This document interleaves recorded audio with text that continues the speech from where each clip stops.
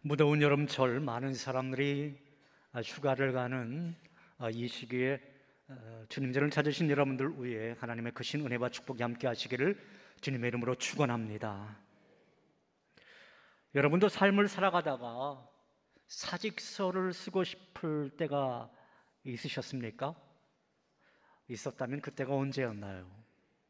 신앙서적을 읽다가 남편이 사직서를 내고 왔다라고 하는 글이 있어서 읽어보았는데요, 여러분과 이 글을 좀 나눠보고 싶습니다.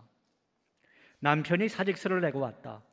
25년을 한 직장에서 일하던 사람이, 정년까지 일하면 좋겠다던 사람이 사직서를 냈다라고 하는 건 그만한 이유가 있다라고 하는 것이겠지.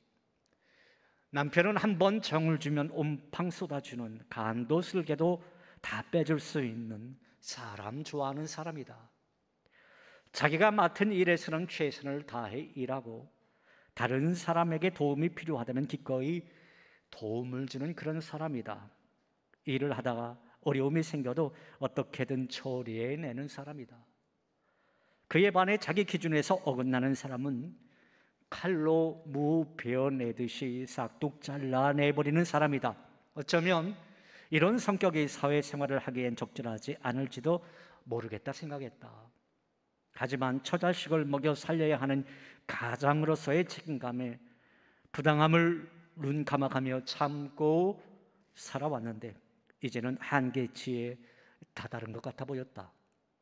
아침마다 도축장에 끌려가는 소같이 무거운 한승과 표정을 하고 앉아 억지로 아침밥 한술 뜨고 또 억지로 출근하던 뒷모습이 안타까웠다. 당장 사표 쓰고 와. 에라이, 잘 먹고 잘 살아라. 그렇게 하고 와버려. 사람이 살고 봐야지. 이건 정말 아니다. 당신이 먼저 쓰러질 것 같으니까 난 당신부터 살려야 되겠어. 어떤 일을 해도 밥은 먹고 살 거 아니야. 당장 사표 쓰고 와. 큰 소리 뻥뻥 치며 남편에게 이야기했었다. 꼭 뭐 믿는 구석이라도 있는 사람처럼 말이다. 그런데 정말 남편이 사표를 내고 왔다. 이제 우리는 어떻게 살아가야 할까? 사표를 내라 했지만 앞날이 막막했다. 아마도 이 글은 직장인이라고 한다면, 그리고 직장인의 가족이라고 한다면 누구나 다 공감되는 글일 것입니다. 예전에 이런 책이 있었어요. 매일 사표 쓰는 남자. 저 화면에 보이는 책인데요, 저 책이 히트를 쳤어요. 그래서 2탄도 나왔습니다. 아무튼 직장 생활하는 분들 가운데 하루에도 몇 번씩 사표를 써서 사장이나 부장의 얼굴에 던져버리고 싶은 생각들이 많이 있더라라는 거예요. 그럼에도 사표를 내지 못하는 분명한 이유가 있겠죠. 여러분, 가장 큰 이유가 뭘까요? 그것은 역시 매달 나오는 월급 때문이고요. 그리고 두 번째는 가족 때문이라는 거예요. 자신이 사표를 내면 수입이 없어서 가족들이 살아가기 힘들 것이기에 사표를 내지 못한다고 대답한 사람들이 대부분이더라라는 것입니다. 비단 이 이야기는 직장인들만 해당되는 것은 아닐 거예요. 우리는 모두 지금 자신의 일에 사표를 내고 싶은 충동을 자주 느낄 수가 있습니다. 우리 가운데 가정주부들 많이 계시죠, 이 자리에. 우리 가정주부들에게 묻겠습니다. 여러분, 가정주부로서 사표 내고 싶었던 생각 있으셨습니까? 없으셨습니까? 있었는데 차마 말씀을 못 하시겠죠? 예. 그래요. 남편이나 자식들이 자신의 말을 잘 들어주지 않을 때, 그리고 자신이 고생한 것 제대로 알아주지 않을 때 주부라는 일에 사표를 내고 싶을 때도 많이 있었을 것입니다. 심지어 하나님의 일을 감당하는 사람조차도 그 부르심받은 사역에 사표를 던지고 싶은 사람들이 있더란 말이죠.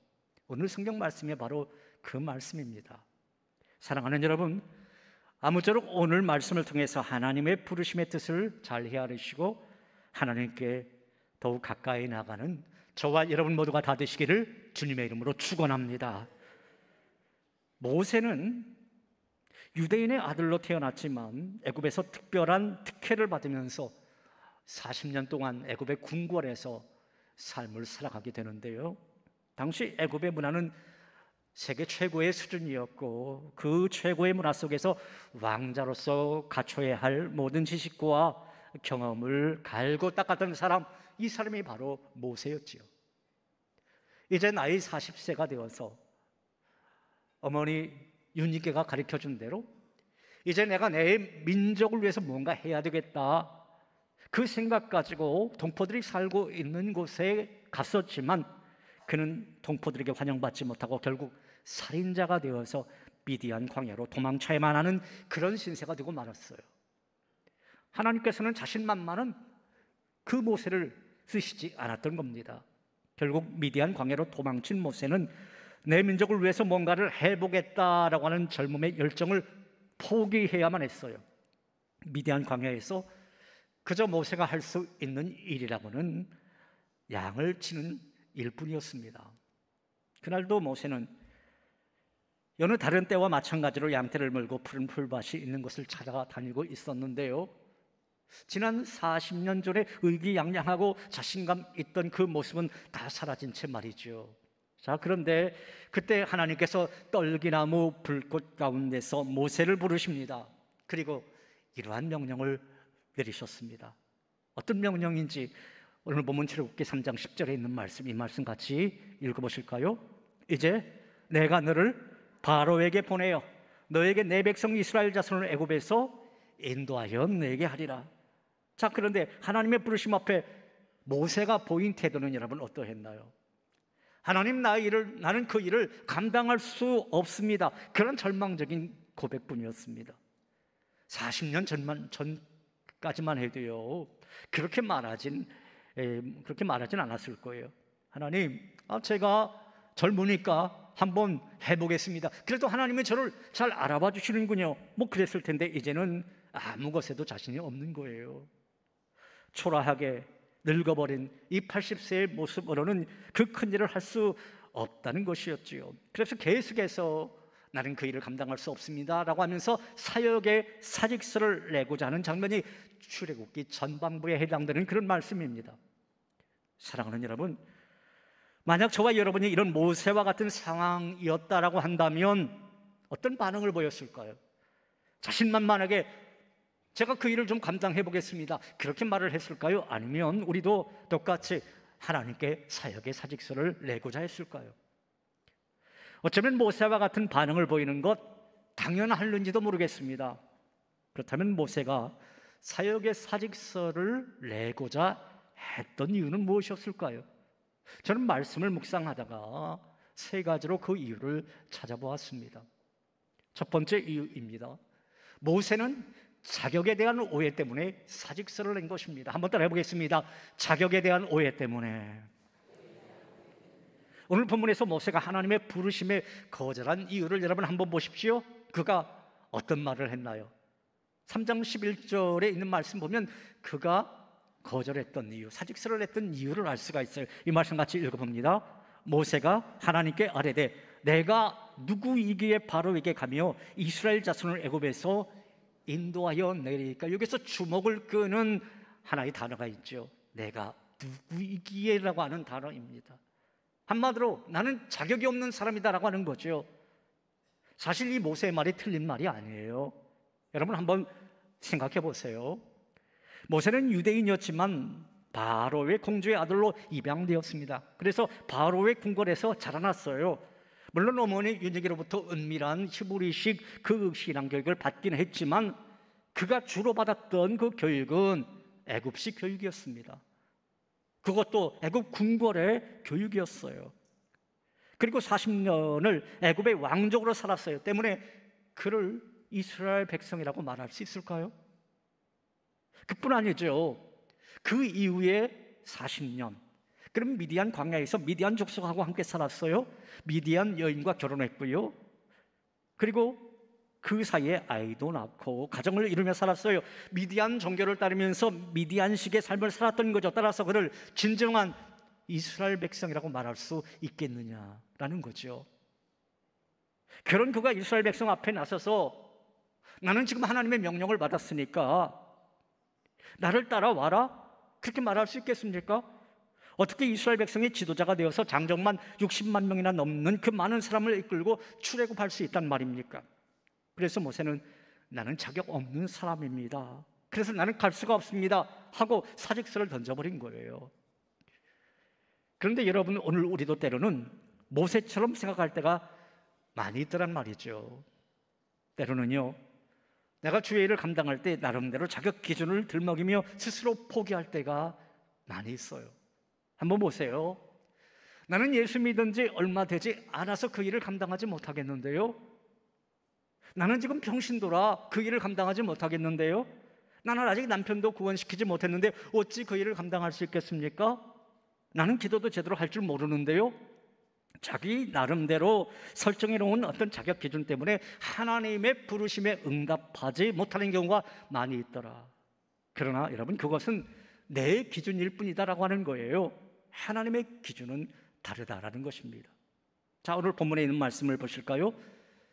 깊은 열등감에 빠져서 나는 할 수 없습니다 라고 말하는 모세에게 하나님은 두 가지 약속의 말씀을 주셔요. 그 두 가지 약속의 말씀이 무엇인지 그 다음 12절 9절 속에 나오는 것을 볼 수 있습니다. 여러분, 이 구절을 읽으면서 여러분들이 한번 찾아보시기 바랍니다. 같이 한번 읽어보겠습니다. 하나님이 이르시되 내가 반드시 너와 함께 있으리라. 내가 그 백성을 애굽에서 인도하여 낸 후에 너희가 이 산에서 하나님을 섬기리니 이것이 내가 너를 보낸 증거니라. 여러분, 그 두 가지 약속이 무엇이었나요? 첫 번째 약속, 내가 반드시 어떻게 한다고요? 너와 함께 있으리라. 이 약속이었죠. 이 약속의 말씀은 구약 성경 내내 흐르는 그러한 중요한 말씀이죠. 자, 그러니까 모세, 너 혼자 일할 수 있도록 내가 내버려 두지 않겠다. 모든 일에 하나님께서 동행해 주겠다라고 하는 거예요. 모세, 너 혼자는 분명 못할 거지만 나 하나님이 너와 함께 하면 너는 능히 할 수 있을 거다. 이 약속의 말씀을 들려준 거예요. 두 번째 약속이 무엇이었습니까? 후일에 바로 이 산에서, 이 신의 산에서 하나님께 예배드리게 될 것이다라고 하는 그런 약속이죠. 그러니까 하나님께서 큰 그림을 지금 그려주고 있는 거예요. 큰 비전을 준 거죠. 출애굽 후에 이 신의 산에서 온 백성이 모여 함께 하나님을 예배하는 꿈, 그 소망을 지금 모세에게 심어줬던 겁니다. 사랑하는 여러분, 저는 여러분에게도 이런 비전과 꿈이 있으면 참 좋겠습니다. 하나님은 언제나 나와 함께 하시며 나를 도와줄 것이다 라고 하는 그런 꿈, 그리고 하나님께서는 나를 언제 어디서나 예배자로 사용하시어 영광 받으실 것이다 라고 하는 그 비전을 여러분들 다 품으시면서 자격 없는 내 힘이 아닌 정말 하나님이 함께 하시는 힘으로 말미암아 주님의 부르심에 아멘으로 응답하시는 저와 여러분들이 다 되시기를 주님의 이름으로 축원합니다. 둘째로 모세는 능력에 대한 오해 때문에 사직서를 낸 거예요. 한번 따라해 보겠습니다. 능력에 대한 오해 때문에. 하나님께서 너와 함께 할 거다, 약속의 말씀을 분명히 주셨는데요, 모세가 곧바로 순종하나요? 아니잖아요. 주저주저 했던 걸 볼 수가 있어요. 그래서 하나님께서는 하나의 표징을 주시는데요, 여러분, 어떤 표징이었나요? 그 표징은 모세가 손에 들고 있는 지팡이를 통해서 표징을 보여주시죠. 모세가 생각할 때 그 지팡이는 너무나 보잘것없고 무가치해 보이는 것이었습니다. 여러분, 그 지팡이가 손오공의 요술봉 같은, 여의봉 같은 그런 지팡이였으면 얼마나 좋았을까요? 착 하면 길어졌다가 또 착 하면 짧아졌다가, 그랬으면 얼마나 좋았을까요? 그런데 그런 지팡이도 아니었어요. 모세에게 들려진 지팡이는 그저 마른 막대기 뿐이었습니다. 어쩌면 모세는 하나님께서 내 손에 들고 있는 것이 무엇이냐 그렇게 물어보실 때 이 지팡이 말고 다른 무언가를 분명 줄 거다 그렇게 생각했을는지도 모르겠어요. 왜냐하면 지금 모세가 누구에게 가는 겁니까? 바로 왕에게 가야 되는 거잖아요. 세상의 모든 권력을 가지고 있었던 바로 왕, 수많은 병거를 이끌고 있는 그 바로 왕에게 가는데 딸랑 그 지팡이 하나만 가지고 가셔야 되겠습니까? 수많은 군대를 주셔야 되는 거죠. 엄청난 능력을 주셔야 되는 거죠. 그런데 하나님이 그렇게 말씀하시는 거예요. 너 그거 안 하면 됐다, 이렇게 말씀하시는 거예요. 우리는 여기에서 우리가 하나님의 일을 하기 위해서 어떤 특별한 능력이나 힘이 있어야 하는 것이 아님을 배울 수 있습니다. 대부분의 사람들은 어떤 큰 일을 하기 위해서는 큰 힘이 있어야 된다고 생각하곤 하지요. 교회 안에서 봉사하거나 어떤 일을 할 때에도 흔히 나는 아무것도 가진 것이 없고 나는 능력이 없기 때문에 봉사할 수 없습니다, 그렇게 말하는 분들이 많이 계세요. 세상의 사역에서도 그렇습니다. 하나님, 뭐 나에게 대단한 능력을 줘야죠. 그 일을 감당하기 위해서는 저에게 이러이러한 능력을 주시옵소서. 청년들이 뭐 그렇게 기도할 때도 있잖아요. 여러분, 그런데 한번 생각해 보세요. 토플 성적 700점 맞던 사람이 어느 한 날 하나님 앞에 기도했다고 950점 줄 줄 아세요? 아니잖아요. 수학 다 포기한 사람이 어느 날부터 뭐 그냥 지수와 로고 술술술 다 풀어냅니까? 그거 아니잖아요. 그거 아닙니다. 어떤 특별한 능력 주시지는 않으세요. 그런데 단지 하나님께서 이렇게 말씀하시더라라는 거예요. 걱정하지 마라, 내가 너와 함께하마. 걱정하지 마, 내가 너와 함께 할 거다. 여러분 그거 하나면 충분한 줄로 믿으시기 바랍니다. 하나님께서 나와 함께 한다라고 하는데, 우리와 함께 한다는데 다른 어떤 능력이 뭐가 필요하겠습니까? 자, 보세요. 하나님께서 모세에게 네 손의 지팡이를 땅에 던지라 말씀하셨어요. 왜 땅에 던지라고 말씀하셨을까요? 그것은요, 이제 그 지팡이 내게 아니라 내 거다, 그 뜻인 거예요. 이제까지는 모세가 양을 치기 위해서 그 지팡이를 사용했습니다. 그러니까 그것은 모세의 지팡이였던 거죠. 그런데 이제부터는 그 지팡이가 모세 네 것이 아니라 하나님의 지팡이가 될 것이다. 자, 그렇다고 해서요, 그 나무 지팡이가 갑자기 금 지팡이로 바뀌는 건 아니에요. 그대로 나무 지팡이에요. 그런데도 그것이 하나님의 지팡이다, 그렇게 말씀하시네요. 여러분, 그렇습니다. 내 손에 있을 때는 내 지팡이였어요. 그런데 하나님의 손에 갔다 오더니 하나님의 지팡이로 변한 겁니다. 하나님의 지팡이기 때문에 그 지팡이가 하나님의 능력을 나타내더라라는 거예요. 여러분, 모세가 이스라엘 백성들을 40년 동안 광야에서 인도하면서 수많은 기적을 일으키잖아요. 그거 모세의 능력으로 기적을 일으킨 겁니까? 아니었잖아요. 모세의 손에 들려진 하나님의 지팡이를 통해서 기적을 일으켰던 것을 볼 수가 있어요. 바로 왕 앞에 갔어요. 10가지 재앙, 그 기적을 베푸는데 하나님이 주신 지팡이로 기적을 일으킵니다. 뿐만 아니죠, 홍해를 가를 때에도 모세가 지팡이를 들어서 홍해를 탁 가리키니까 홍해가 갈라지는 역사가 일어났어요.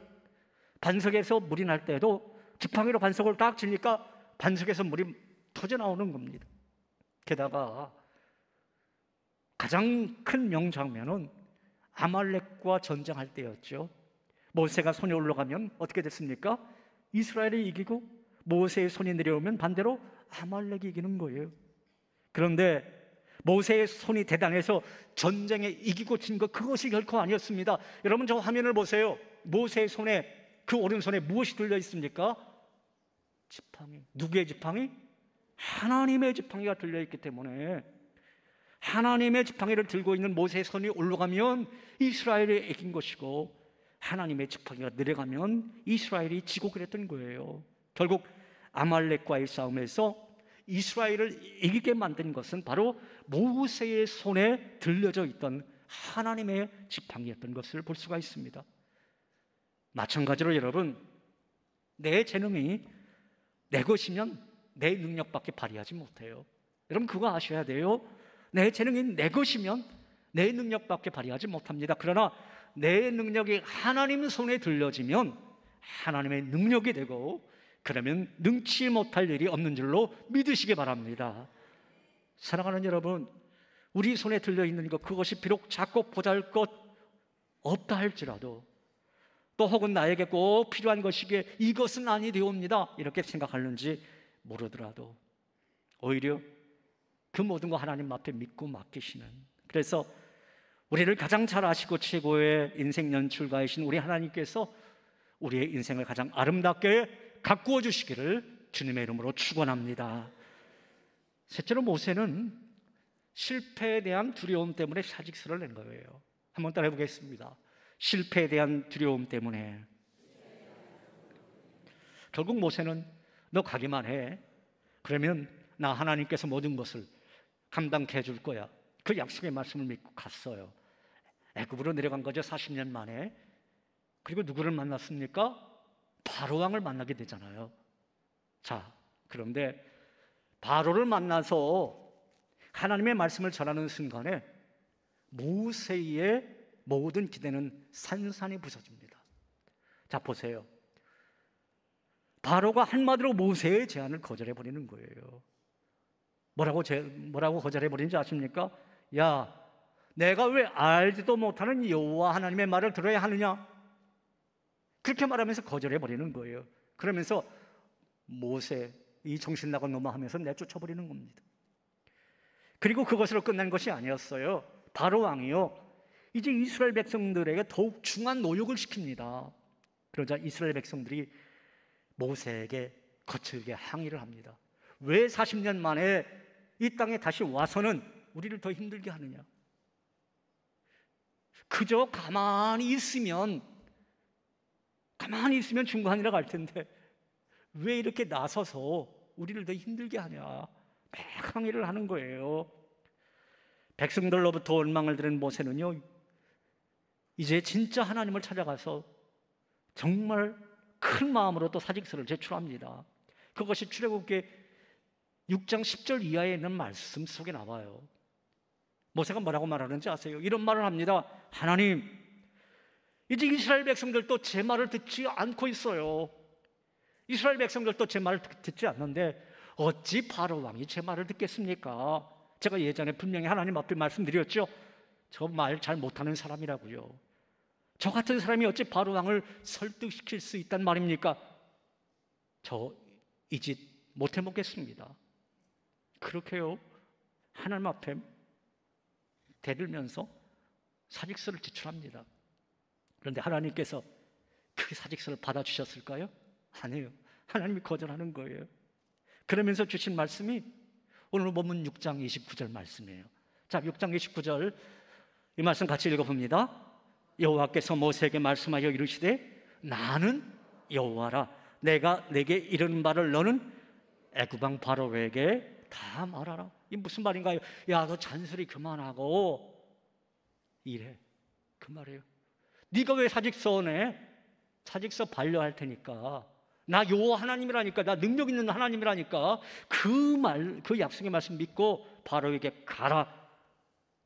그런데요, 이 모세도 만만치가 않습니다. 왜요? 한번 속았잖아요. 그 말씀 믿고 갔는데 바로가 거절했잖아요. 그래서 하나님 앞에 또 대들면서 한 말이 6장 30절 말씀이에요. 이 말씀 또 읽어봅니다. 모세가 여호와 앞에 아뢰되 나는 입이 둔한 자유오니 바로가 어찌 나의 말을 들으리이까? 그러니까 사표 제발 수리해 주십시오. 저 더 이상 못하겠다니까요. 그 말씀인 거죠. 여러분, 이 모세의 말, 이 모세의 마음에 공감이 되시나요? 하기 싫다는데 하나님께서 억지로 자신에게 사역을 맡겼습니다. 이제 이스라엘 백성들은 자신의 말을 믿고 따라갈 줄 알았는데 자기들이 좀 힘이 드니까 모세를 원망하고 모세의 말을 믿어주지 않는 거예요. 게다가 바로 왕은 아예 시도 먹히지가 않습니다. 그런 상황에서 그 일을 계속한다라고 하는 것, 어떻게 보면 어리석어 보입니다. 우리가 흔히 하는 말로 결안으로 바위 치는 격인 거죠. 그래서 모세는 과감하게 하나님 앞에 다시 한번 사직서를 제출했던 거예요. 이후에도요, 출애굽기서를 보면은 여러 번 모세가 사역의 사직서를 제출하는 대목이 나와요. 그때마다 하나님께서는 모세의 사표를 받아주지 않으셨습니다. 결국 어떻게 된지 아세요?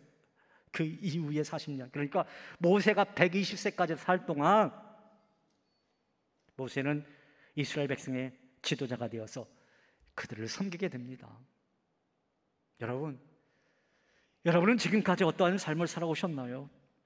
지난 세월의 삶이 여러분에게 마냥 좋은 일만 있었던 것은 분명 아니었을 거예요. 여러분들 가운데 때로는 너무 힘에 겨워서 그것을 벗어버리고 싶을 때도 많이 있었을 겁니다. 때로는 내 삶의 자리에서 훌쩍 떠나서 어디론가 가고 싶을 때도 있었을 것이고, 때로는 내가 이 세상 속에서 신앙인으로 삶을 산다라고 하는 것이 이게 얼마나 힘든가, 그래서 신앙인으로 산다라고 하는 거, 그것으로부터 사직서를 내고 싶었던 사람도 있었을 거예요. 심지어 인생의 사직서, 내가 이렇게 살면 뭐해? 그래서 내 삶을 던져버리고 싶은 그런 생각도 많이 있었을 거예요. 하나님 앞에 간절히 그동안 기도했는데 하나님이 그 기도 응답도 해주지 않고 정말 답답한 마음에 그러한 생각을 가진 분들 분명히 있을 겁니다. 그러나 여러분, 우리가 기억해야 할 것이 있습니다. 우리가 우리의 삶이나 사역에 대해서 하나님 앞에 사직서를 낸다고 할지라도 하나님께서 쉽게 그 사직서를 받아주시지 않는다라고 하는 거예요. 오늘 성경에는 말씀 보십시오. 모세의 사직서 하나님께서 번번이 반려하셨습니다. 그러했기에 모세는 이스라엘 백성의 지도자로서 80세부터 120세까지 나머지 40년을 그렇게 지낼 수 있었던 거죠. 만일 하나님께서 모세의 사직서를 덜컥 받아주셨다면 분명 모세는 이스라엘의 위대한 지도자가 될 수 없었을 겁니다. 출애굽의 리더가 될 수 없었을 거예요. 성경책에 모세 이름은 없었을 겁니다. 아니, 모세오경, 창세기, 출애굽기, 레위기, 민수기, 신명기도 기록되지 않았을 거예요. 구름기둥과 불기둥, 그 놀라운 역사, 그리고 신의 산에서 하나님을 만나는 그러한 그 은혜도 경험하지 못했을 것입니다. 이는 마찬가지예요. 여러분이 사직서를 내려 해도 하나님께서 수리하지 않으십니다. 그렇다면 우리는 사직서를 내겠다라고 하는 어리석은 생각보다는 지금 내게 주어진 이 일에 최선을 다해야 되겠다, 그러한 믿음으로 살아야 하는 것입니다. 때로는 우리의 삶 속에서 하나님께서 하라고 말씀하신 대로 했는데도 일이 잘 풀려지지 않을 때도 있죠. 분명히 있어요. 하나님을 위해서 한다고 하는데도 오해받기도 하고요, 힘에 겨워할 때도 분명히 있을 겁니다. 그러나 사랑하는 여러분, 우리가 어려움 속에서도 그 일을 감당하면 하나님께서 모세에게 그리하셨던 것처럼 우리에게도 능히 감당할 수 있는 힘을 허락해 주실 줄로 믿습니다. 힘든 중에도 최선을 다해서 사명을 감당하다 보면 내가 생각한 거, 내가 기대한 거 그 이상의 하나님의 은혜를 경험하게 될 줄로 믿습니다. 저는 이 시간 그러한 은혜가 오늘 이 주일 3부 예배를 드리시는 여러분들 위에 충만하게 있기를 주님의 이름으로 축원합니다. 이 시간 우리 그 찬양할까요? 힘들고 지쳐 낭망하고 넘어져 일어날 힘 전혀 없을 때 조용히 다가와 손잡아 주신다. 너는 내 아들이라. 바로 이 찬양 우리 같이 찬양해 보죠.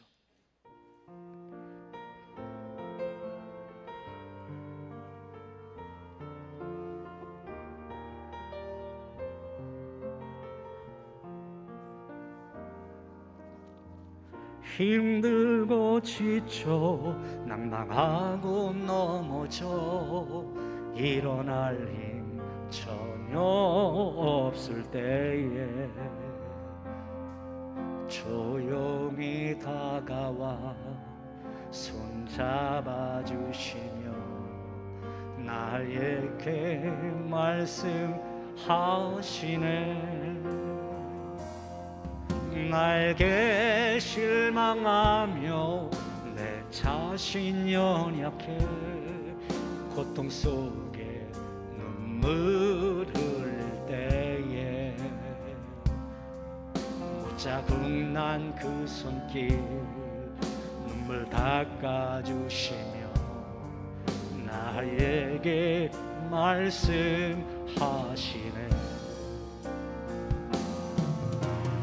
너는 내 아들이라.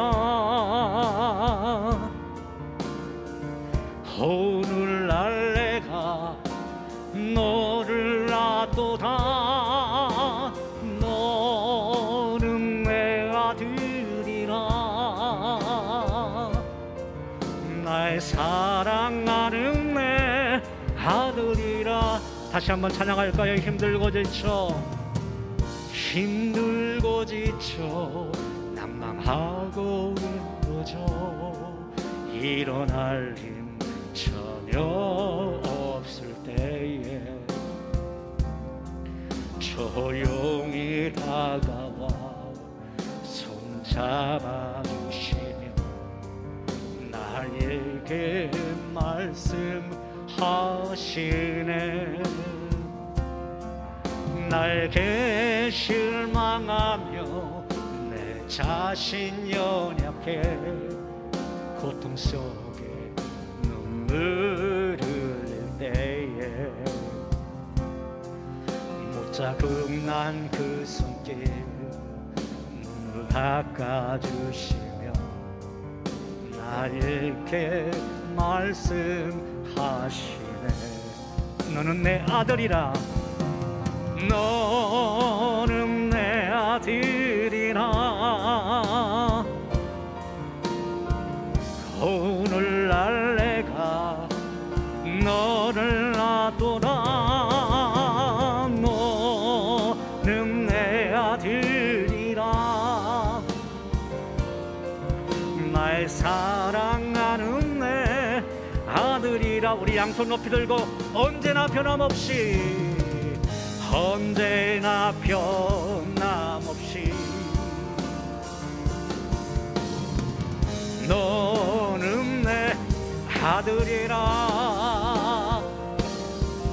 나의 십자가 고통 해산의 그 고통으로 내가 너를 낳았으니 아멘. 너는 내 아들이라.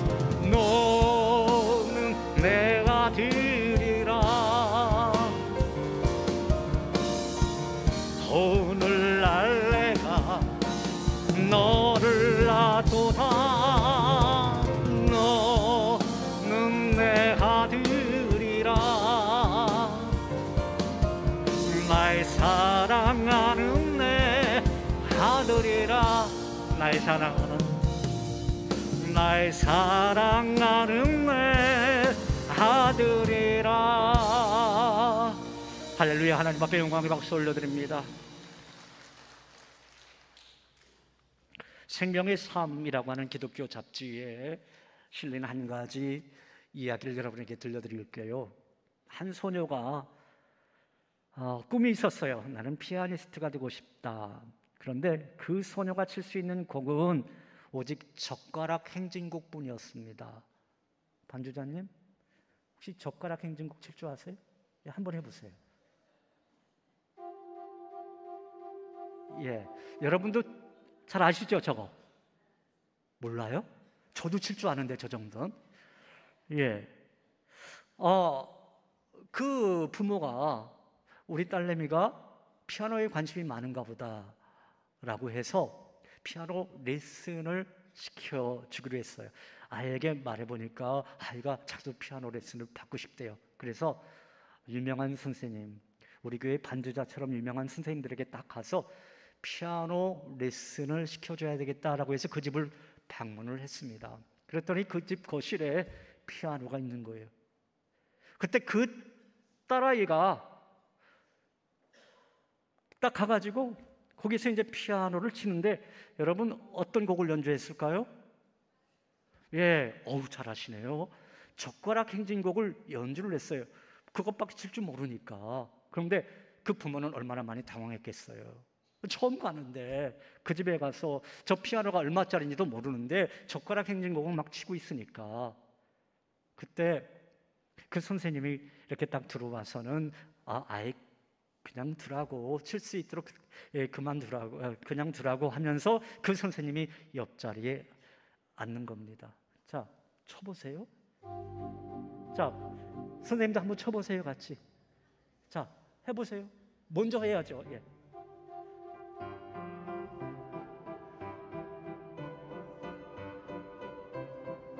자, 여러분 듣기 좋습니까? 예, 그래요. 그 아이 혼자 젓가락 행진곡을 칠 때보다 선생님이 거기에 손가락을 딱 얹어서 쳤더니 저 화면에 보이는 것처럼 저렇게 했더니 아름다운 그러한 젓가락 행진곡이 들려지더라라고 하는 거예요. 여러분, 성도들의 능력은 자신의 능력에서 나오는 게 아니에요. 성도들의 능력은 철저하게 하나님에게 있습니다. 우리가 모자라도 그저 하나님과 함께 있으면요, 하나님께서 손가락을 딱 얹어주세요.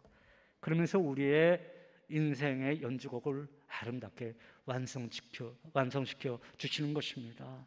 여러분도 인생 살다 보면요, 힘들고 지칠 때가 있죠. 그래서 사역에 있어서 또 일에 있어서 사직서를 쓰고 싶을 때 많이 있을 겁니다. 그러나 그렇게 힘들지라도 내 배우 위에는 하나님이 함께 하신다, 하나님께서 손 얹어주고 싶어 하신다. 그러면 우리도 모세처럼 일할 수 있는 겁니다. 나머지 40년 동안을 그렇게 열심히 사역할 수 있는 거예요. 사랑하는 여러분, 저는 이러한 은혜가 여러분 삶 가운데도 있기를, 그래서 모세와 같이 인생의 끝날까지 우리 하나님께로부터 귀하게 쓰임받는 은혜가 있기를 주님의 이름으로 축원합니다. 하나님 아버지, 참으로 감사합니다. 우리의 삶은 때에 따라서 힘들고 지칠 때도 많이 있습니다. 그래서 일에 사표 던지고 싶고, 또 하나님께서 맡기신 사역에도 사직서를 쓰고 싶을 때도 많이 있습니다. 하나님, 그러나 우리 하나님께서 우리 삶에 손 얹어주시면 아버지여, 그것으로 족합니다. 그것으로 우리 인생은 다시 회복될 수 있는 줄로 믿사오니, 하나님, 이 자리에 있는 우리 세계 모든 성도들, 저들을 모세처럼 사용하여 주시옵소서. 예수님 이름으로 기도하옵나이다. 아멘.